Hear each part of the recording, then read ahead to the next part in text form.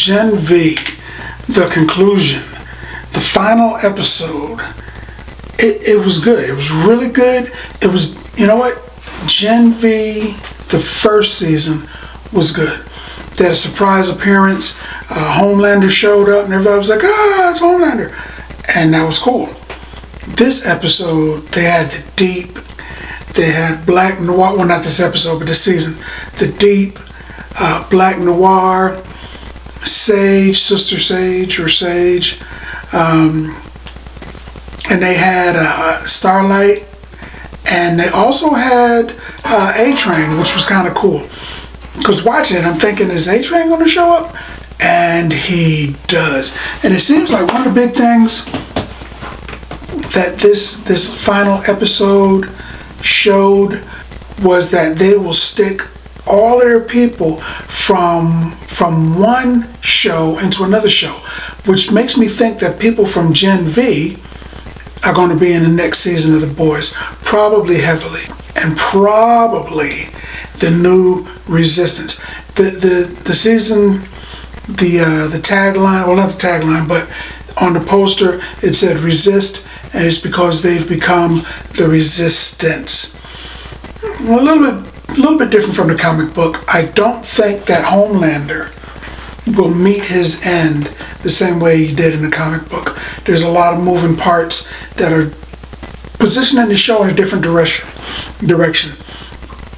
In this episode, Marie really doesn't want to get anywhere near Cypher or Godolkin because she thinks he might be able to control her. But Bob tells her, hey man, he's been trying for a while. He tried at least like 3 times and he can't enter your mind. Later we find out that he can't enter the mind of anyone, of any soup that was part of Odessa, which is Marie and at least Marie and Homelander. But I've got reason to believe that there may have been other Odessa children. Now in this episode, something happens that I have questions about. Sage, who is pretty good at, everything, really. She can figure out anything. And she has a plan set in place with Homelander and with this and with that. And she tells him, this is going to happen, don't worry, this will happen because I know how they think. And she's right.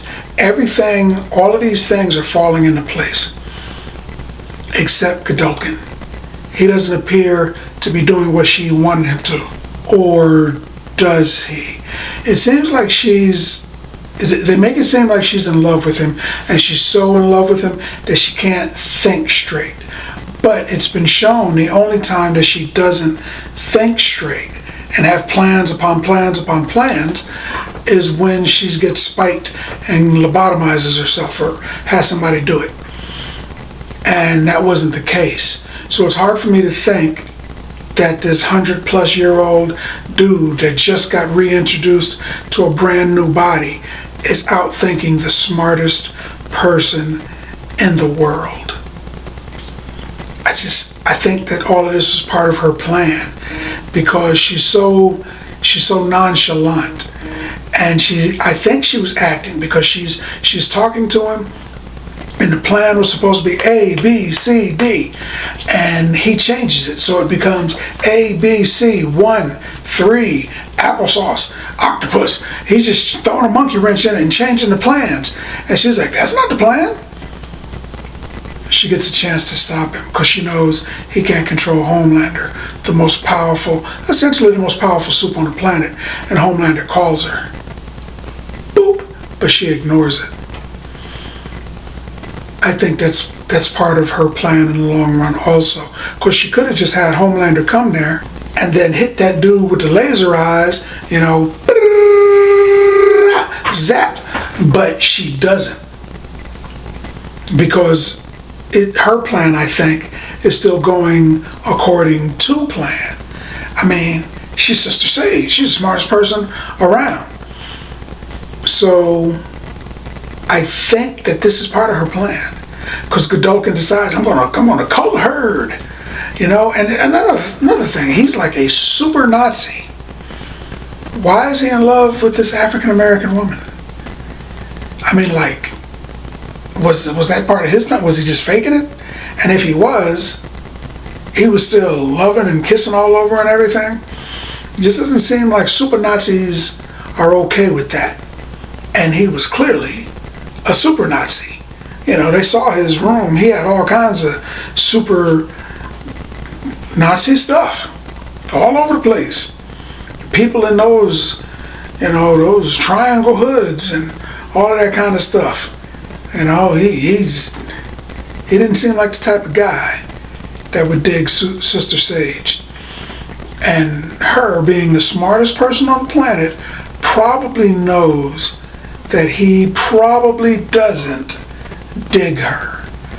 So I think he was just part of a larger plan, because she eventually uses Black Noir to kill Bob. For some reason, I think Bob had some information that the resistance might have needed, even if he didn't know it was important. But she had Noir give Bob a finger across the throat, you know, and Bob got the business. So I'm thinking, all right, she did that, but she didn't unalive Polarity, because they were together driving down the street. And she didn't unalive Polarity. And she catches him. She's talking to him in his cell, and she tells Black Noir he can be excused, and he leaves. And she's talking to him, and she's riling him up a little bit. She's jazzing him up. She's getting him upset. She's pushing his buttons. She's, you know, subconsciously smacking his face, and he's upset. You know, he gives her one of those, don't you talk about my wife kind of a thing. And then she's like, yeah, you know, you're going to die, but not today. And I'm thinking, but not today. So she's not going to kill him. And she doesn't have any plans on him dying. And then she leaves. And as soon as she walked out, I was like, oh, she left the cage open. And she did. It took him like 20 seconds, but he kind of noticed it, and he saw the cage was open, and he left. And he went straight to where the fight was, and Cypher / Godolkin was beating the brakes off of a bunch of kids he brought there. He was going to cull the herd. He was going to kill all of the weaklings, the ones he thought were weaklings or impure, using their power for, you know, weird things, likes or whatever. And Marie showed up, and he took over Marie's mind, which is terrifying. And then Marie started beating the brakes off of everybody worse. And then Polaris shows up, and he hits her with the jazz hands, and he zaps everybody and knocks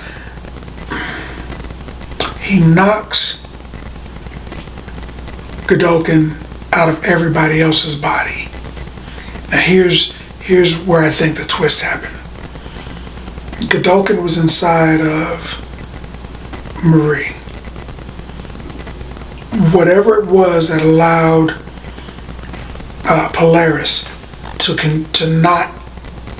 negate the powers of Godolkin. When he was in Marie, he could have, you know, finger waved and fixed that little thing, because he said in the previous episode that he knew exactly what it was. Now this is a guy who thinks he's as smart as Sage, so he's got plans too. I think he fixed it so that he could jump into Polarity, because Polarity was going to zap him, and then he stopped. You know, he was going to give him that work, and then he stopped.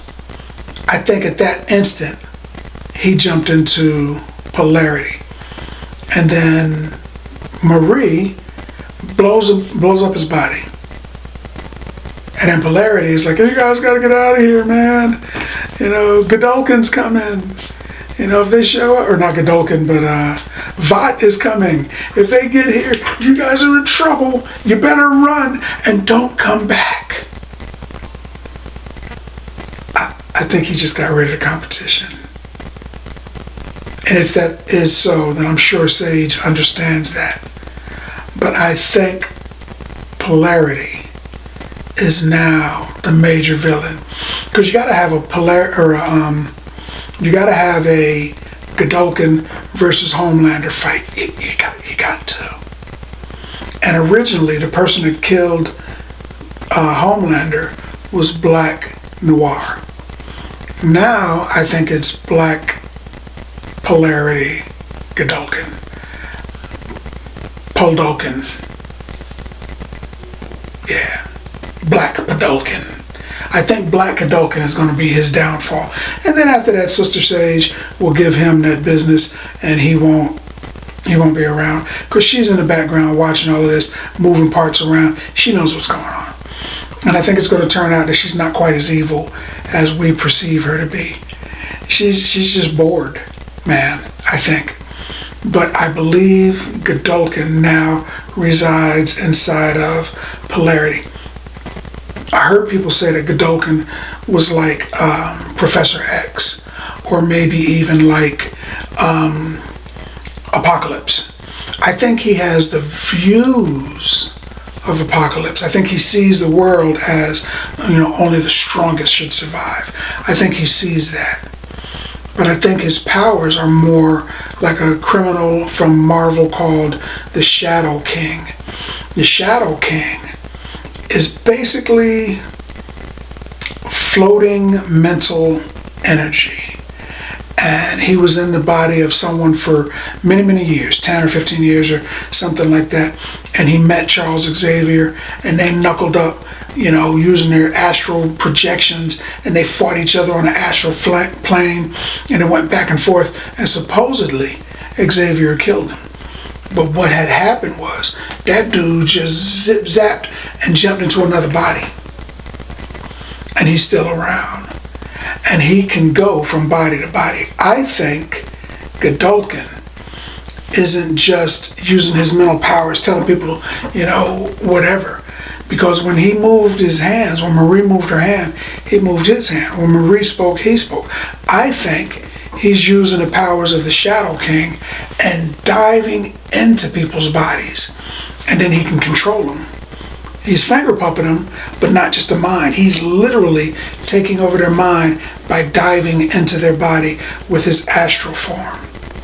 So if you destroyed the body he was previously in, as long as his mind wasn't in that body, that fool's still around. At least that's what happens with the Shadow King. And I think that Godolkin is more Shadow King than he is Xavier.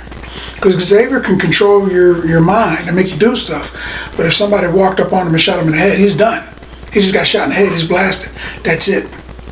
Now his sister, Cassandra Nova, was kind of Shadow King-y too. She could dive into people's minds, but she still had her body. You destroy her body, she's done. But the Shadow King, if he jumps into another body, his body's forfeit. It doesn't matter. He's just basically mental energy. I think that's what's happening with Godolkin.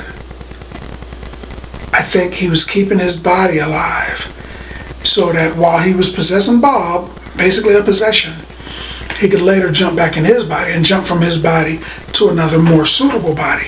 And a body that could stop him is a good body. It's a strong body.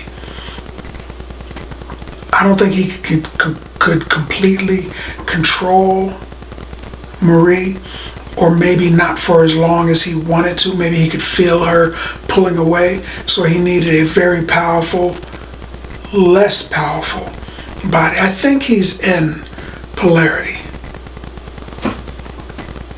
But at the end of the show, they're asked to join the resistance by Starlight, and A-Train shows up. The A, man, A-Train, one of my favorite characters. He shows up. And I think personally, I think he's better than most speedsters in the Marvel DC universe, because not only is he really, really fast, probably not as fast as the Flash, probably as fast or even faster than Quicksilver, But he's superhumanly strong too. He pulled a rack of rail cars, a train, connected to other, not just the main train, but several cars behind it. And he was just walking, pulling it. That dude is a lot stronger than what they've shown most of the other supes to be. Maybe Homelander. Homelander's definitely stronger. But I think he's stronger than Black Noir. I think he's stronger than Queen Maeve, actually. Because Queen Maeve says she held her arms out, stopped a bus, but it broke the bones in both her arms. Pulling several trains casually as a workout seems beyond getting your arm broke, stopping a bus. I mean, especially if he's moving fast. I mean, he's running and grabbing people by the legs and putting their face in the street and then running with them and tearing their bodies up, and he's running right through people and making their teeth blow up and hit you in the face. That dude is... he ran into a building, grabbed Huey, and took him out of the building before Homelander, who also is super fast, even knew what happened. He didn't know what happened. He didn't figure it out. I like A-Train. I like this episode. I like this season. I like this show because I like both seasons. And I like this season, this show, this episode so much that I would give Gen V season 2, episode 8, and the entire season 9 bags of popcorn. 9 bags of popcorn. Man, it was in a lot of the spots it was predictable, but it was still a really good story. I mean, if you watch a werewolf movie, you know the werewolf's going to kill people, and then they're going to use some silver to unalive that werewolf. You know that's going to happen. But some werewolf movies are better than other ones because of storytelling. This one, we knew what was going to happen, basically, but it was still a good story. And I enjoyed this story. But that's what I think about that. More importantly, what do you think about that? Now that we had a chance to talk about it in the video, let's talk about it some more in the comments. And as always, if you like the video, if you like the content, subscribe. And then like.